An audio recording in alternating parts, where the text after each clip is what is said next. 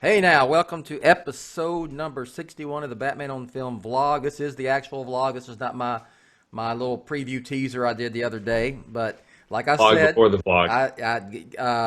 Garrett is here. As I promised, Garret Grev, how you doing, sir? Doing well. I'm doing well. How are you? I'm good. I've got my Batman Hawaiian shirt on, which probably Sure. probably is strange because I'm sure it's still cold in Minnesota. But it's spring break here in Texas. Oh So yeah. we started spring break. However, it was like 38 this morning. But anyway, I'm going to celebrate spring break.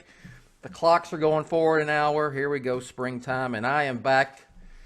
I'm not in the office. You can see I think I'm kicked out of the office for good. It's just too full of boxes and actually, if you saw the whole room here, my whole house is like full of boxes. So, Yeah, you got your hands full with the move. yes. It's 46 degrees in Oh, Minnesota, so it's heat wave. I mean, okay. the snow is melting. The giant pile of snow from where the Yeah, snowplow comes through in our driveway yeah. is starting to disappear little by little. You've been busy with the move. I've been busy with sick kids. So, like, while it's spring, it's still cold and flu season. Thankfully, it's just influenza. We're not making the news or anything with any, patient Okay. zero cases from Yes, yes. Minnesota of the I coronavirus hear or you. I mean, anything. So, look, it's 52 here right now. It's 10:30 in the morning, so that's not too much of a difference, huh? no, That's weird. I mean, Okay. just one country, but entire country between us, and we're right around Yeah. the So same temperature. I know So, because that's my second home state. I'm sure that people are putting shorts on and flip flops and getting oh man. outside today. It's like a heat wave, like you said. All The, right. the kids were literally wearing shorts to school. This was a high school kid, so shorts Yeah. and flip flops. I'd see them walking to school in shorts, and it was like 39, 40 degrees in the morning. My wife said growing up there, when she was in high school or regular school and then in college, I mean, it got to in the like the upper 40s, 50s. It was like Yeah, shorts and flip flops, and it was like, yep, yeah. So, yeah, all can't right. stop it. Bad thing is I know like 98 and 100% humidity is coming before long. It's gonna be here before Yeah, you know it. All right, here we yeah, go. yeah. Here we go. Here we go. Here we go. All right, we're going to talk some Batman. What's cool about doing these vlogs right now, Garrett, is that, and if you listen to the podcast, excuse me, you listen to the podcast too, that Ryan Haas kind of heads up for Batman on Film. There's a Batman movie filming, the Batman. So there's lots of stuff that we have to talk about. And further we go along, the more stuff we're going to have to discuss. So in this case, was it, was it Wednesday, Garrett? Wednesday. It was Wednesday Yeah, morning. Matt Reeves, is apparently the norm for this marketing campaign for the Batman. He drops three pictures yep. of primarily the Batmobile, but Robert Pattinson as Oh yeah. Batman, and the suit is also featured in each one of them. So, first of all, I want to say, like I said on my preview, before I get to your thoughts, is that I want to say again, well done, Matt Reeves, well done, Warner Brothers. You've just made all spy pics of the Batmobile a moot point. Yeah. Forget Okay, about it. you don't have to worry about it. And also the bat suit, to see it in proper lighting and the way it'll probably look like in the film, the atmosphere is way better than those crappy spy pics of the stuntman that we saw a couple weeks ago. So, what do you think, man? Well, That Batmobile. Well, it's sort of, I think it was earlier in the week. I think Greaves tweeted out something around I think an Amazon Prime show that he's involved with. So Yeah, immediately, like when the guy's not tweeting a lot these days. He's yeah, not commenting on, politics or yeah, illnesses or what he's having for breakfast. So normally when if you're set to get his alerts on Twitter, you think you're going to get Batman stuff. So when yeah, those popped up earlier in the week, I'm like, yeah, here it is. And I was like, oh, okay, well, I mean, this seems cool too, but it's yeah, not really what I was looking for.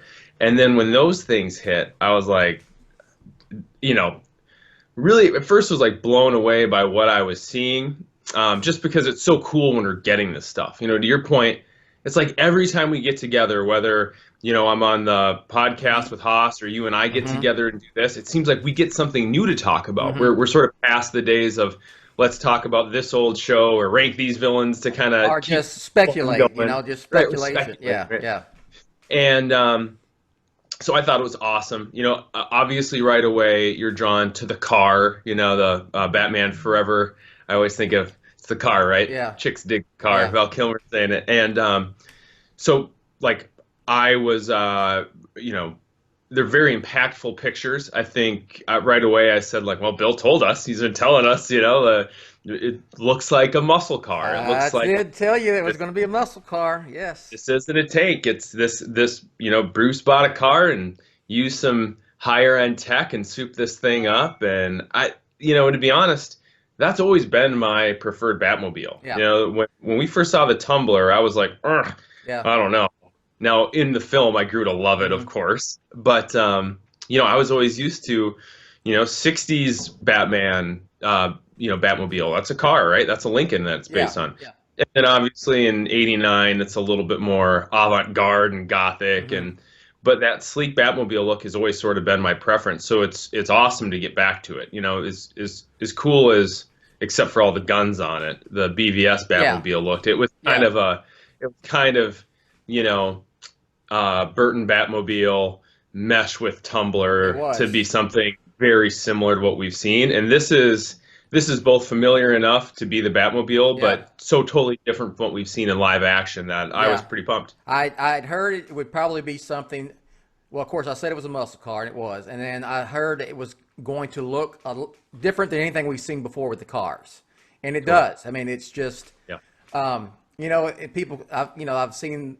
I think overall people really liked it, and you know, of course, there's some people who are like Mikey. He hates everything. You know, the old Life cereal commercial, but Right. complained about, you know, that it wasn't. That's not the Batmobile. But I'm like, well, in the comics I grew up with, Neil Adams drew back in the '70s and so forth. That's the Batmobile. He drove In the sports 80s. cars, yeah, and in the Yeah. '80s, yeah. So yes, it looks like the Batmobile to me. I love the. It goes along with the suit of this is something that Bruce Wayne was able to put together himself, and also it's so, I don't want to call it low tech, but you know what I mean. That's for lack of a better term. It's, Right. it's so low tech and street level, grounded that it would be like, you know, like me. I just an everyday dude could, you know, soup up a car and put Yeah. together this Batman suit. It wouldn't necessarily have to be a billionaire who part of his company is a military, makes military parts and so Right. forth that he can And borrow from. You know. well, and it's not something that's like fully fabricated, right? This thing didn't roll off an assembly line. Yeah. It is pieced together. It's built together. And I saw some interesting screenshots. It's not I'm not super into this genre of stuff because I don't really get into like anime. Yeah. But like the cyberpunk aesthetic of you sort of have this, or steampunk, sorry, Yeah. aesthetic of here's this sort of older technology mixed with sort of Yeah. futuristic Yeah. tech Yeah. and more unconventional. Feels Yeah. old timey, but it's like different universe, old timey ways. Yeah. It's got a little bit of that.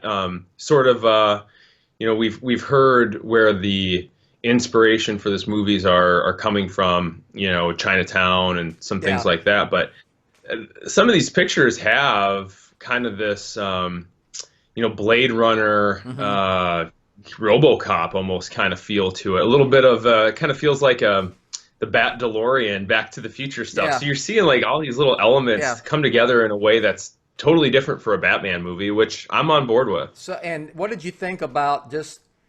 We get a little look. I want to say look at Gotham like cityscape, but you get a vibe of it, the city vibe, you know, because you know he's obviously on the street. There are stoplights. There's Right. street signs. There's a manhole cover and so forth, and it's got this. I don't know what filter or what color scheme they're Yeah. going for, but it's kind of it kind of reminded me of the Narrows a little bit in Batman Begins. Sure, yeah. that type of tint. Desaturized Yeah. kind of color palette. Yeah. It's funny. I don't expect the movie to be like this. I thought a little bit of like almost like a feel of some of the shots of New York in, wait for it, 1991's Teenage Mutant Ninja Turtles. So like Yeah. if people that know Ninja Turtles now haven't seen that movie, like that was actually a pretty grounded, gritty, realistic take on mutant turtles that are teenagers and like pizza. Yeah. But it was this kind of dirty street level in New York, and my brain goes to that, just sort of, that's sort of, that's my home base, Yeah. that era of movies when Yeah. I was growing up. Yeah. Before I get to some of the 70s stuff, but I'm assuming, you could make the same comparison with a lot of those movies, in the same way that, people talked about Joker's Gotham relative to sort of 70s, Scorsese-ish type New York. So it feels dirty, feels lived in, feels, gritty, and it feels, I don't think there's any mistake around this being street level, right? That the pictures were taken of above, looking down at Batman at street level, and that's what we've been hearing to expect from this movie. Yeah, I didn't think about it. It's showing Batman street level. On the street level, from the angle, and I really like the way the suit look. And I know it's still, it's there's a pretty good look of Batman in all three, but it's still mysterious, and it would also, I would almost prefer you that's the way you see it in the whole film. It's never, full on Batman in light. You know what I mean? Like you saw with these and that's the thing about those spy pictures with the stuntman on the Bat Cycle, is that you didn't get whatever scene they were filming then, you didn't get what that's actually going to look like after they go through post-production and so forth. We got a visitor. We're not in a multi-million-dollar studio. We got a visitor. This is Benjamin. Hello there, Benjamin, sir. this is my friend Bill. We're talking about Batman. Can you say hi to Bill? Hello. Okay, can you go and I'll get you a snack in a few minutes? All right, I love you.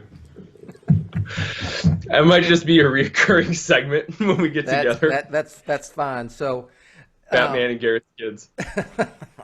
Oh, it reminds me of all my kids. I've raised them on Batman. My oldest son is 22 and he's in the Air Force. He's a military police SWAT officer, and he's texting me all the time, Batman stuff, since about this movie coming out. So yeah, I thought it was a hit. I thought it trended. It got people talking about the Batmobile everywhere. The Batmobile Everywhere. And of course, if you're talking about that, the new Batman, you're talking about the new movie, and it shut down the effect of the spy picks completely. And I'm glad they listened. I think there's enough outcry that it's not, from fans saying, like, we don't want to see this stuff this way. Yeah. That it's not like a leap of faith to think that Warner Brothers paid attention to what people were saying. And they're smart marketing people too. And, it's the obvious way to go. I was really excited,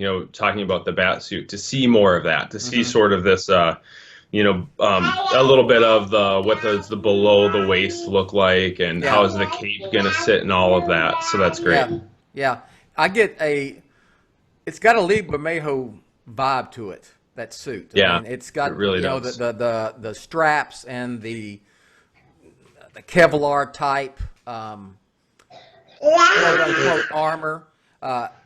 In fact, I'm going to have to give a link. I talked to Lee about it a while back, and he wrote something for Batman on Film about what he goes for with his bat suit, and what the inspiration is, and what would it be put together with if it was real world. So if you haven't checked that out, I need to dig that up and repost that on Batman on Film. That'd be a great one. I remember when that one came up for the first time, and man, what a cool guy he's been to the site over the years. I remember seeing his artwork before The Dark Knight came out, and I think Lauer brought that up on the last time we got together.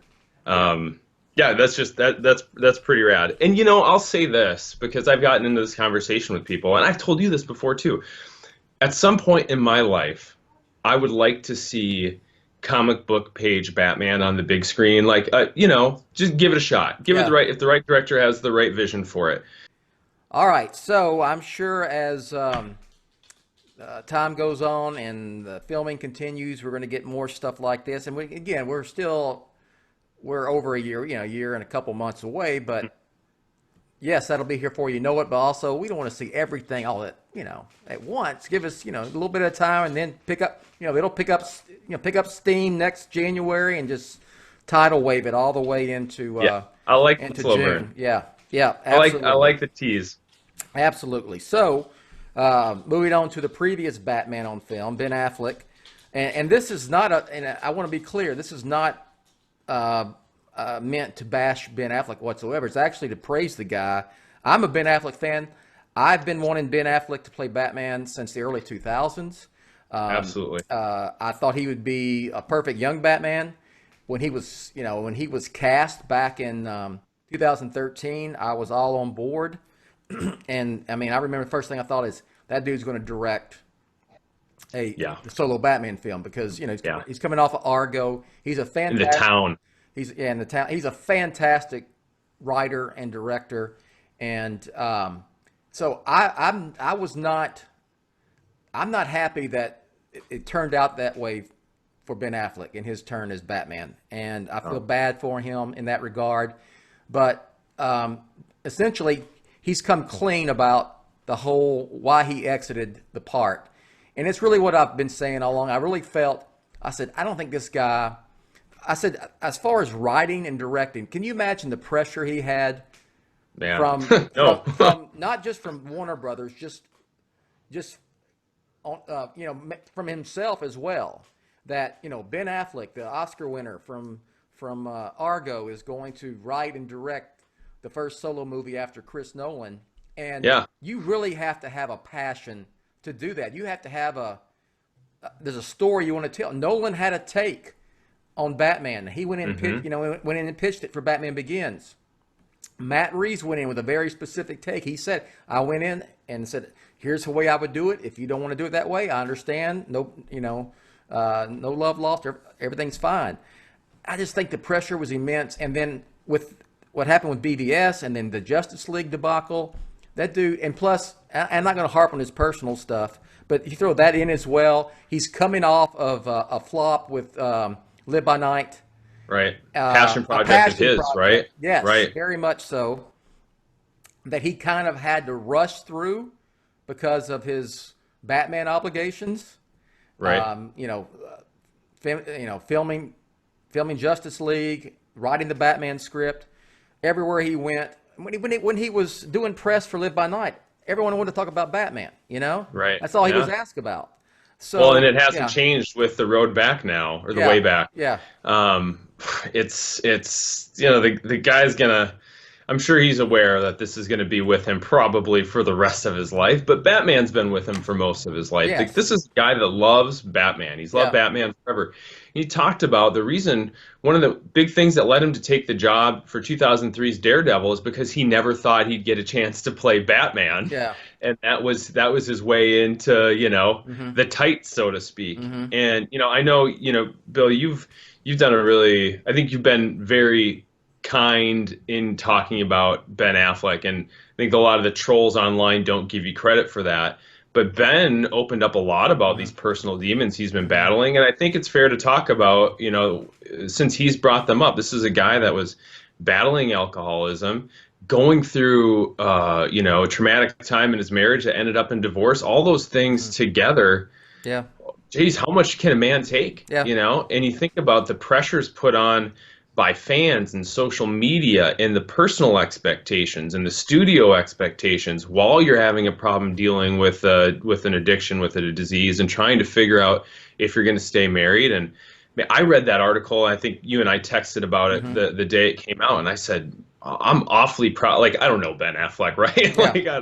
But I'm proud of Ben Affleck. Like, this is a guy that went through a personal challenge, a lot of personal challenges, and has taken accountability, has worked to get his life right, has worked to get his career right, and is on the comeback trail, I hope, because this is a talented individual that I've always enjoyed, what he's created. Even back to like the cheesy popcorn stuff he's in. I love Armageddon. I won't apologize for it. I think that's a great movie. Yeah. Ben Affleck can cry on the drop of a dime, Harry, I love you, and you're like on top of this asteroid.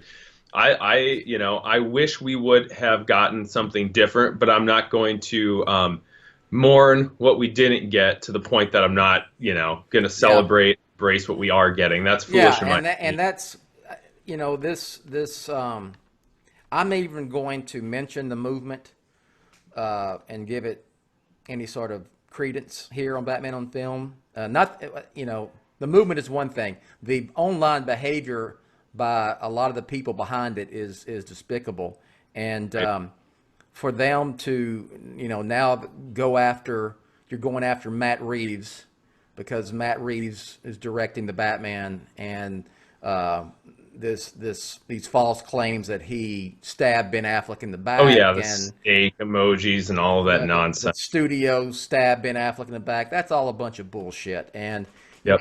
there's probably no bigger person or nobody that's pulling for the Batman than Ben Affleck, because he's a Batman fan. Right, totally. He left on his own. It was his decision because he lost his passion for not the character, but just the job. That's a big job. The job, yes, absolutely. Yeah, and I thought, talking about where I thought it was so great that he was accountable, like he could have not spoken to those things, right? Yeah. Ben Affleck isn't required to air his dirty laundry for anyone. Yeah. No, he's not. But I thought there was I thought it was big of him to do so, and I was really hoping it would quiet down that just really despicable, toxic corner of people that claim to be fans. Yeah. And with a few people I saw them. You see them on Twitter or whatever. They're like, well, I guess he's never coming back. We can give that up. But it wasn't. It didn't quiet down the Joss Whedon hate. It didn't quiet down the Jeff Johns hate, which is just asinine. Jeff Johns loves these characters more than anyone. Has contributed more to these characters than almost anyone, probably anyone in the modern era of comic book storytelling. Oh, and Patty Jenkins. They're going after Patty Jenkins of all people, for Pete's sake. I mean, come on, folks. I mean, really. So I just wanted to make this a positive conversation and acknowledge Ben Affleck for being a stand-up guy. Absolutely. I don't know him, and I'm just saying, for him to do that publicly, to talk about why he left that role, admit that he lost his passion. He had said before that he just, what was the term he used for the script? I just didn't get it. It just didn't click for me, or there was some, it just didn't, he couldn't just nail it to where it was something that he also felt like he wanted to film, that he wanted to put out for people to see. And he said, if I don't have that, if I can't do that, then he brought that into these newer comments of, if I couldn't do that, and then I don't have the passion for these kind of projects and this job anymore, it's way better to give it to someone, or let someone step in that does. Right. Or if he was going to go into self-destruct mode by trying to force it. That was the big quote that came away. He showed it to a friend who said, this is a good script, but I think you'll drink yourself to death, if you go through what you've gone through again. Yeah.